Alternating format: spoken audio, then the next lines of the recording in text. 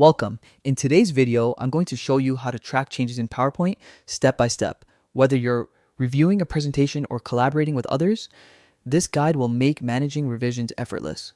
First, open PowerPoint on your computer and navigate to the presentation you want to work with. It could be a project you're actively editing or a new file you're preparing.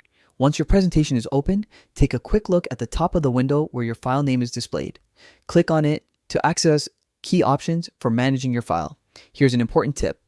Make sure your presentation is saved to OneDrive. This is essential because PowerPoint's version history feature only works with files stored in the cloud. Without OneDrive, you won't be able to track or restore changes effectively. With your file safely on OneDrive, click on your file name and select version history from the drop-down menu. A sidebar will appear showing a list of all saved versions of your presentation, complete with timestamp. This is your digital timeline, perfect for reviewing what changes were made and when. Browse through the versions and select the one you want to restore. Once you've made your choice, simply click Restore and that version becomes your active presentation.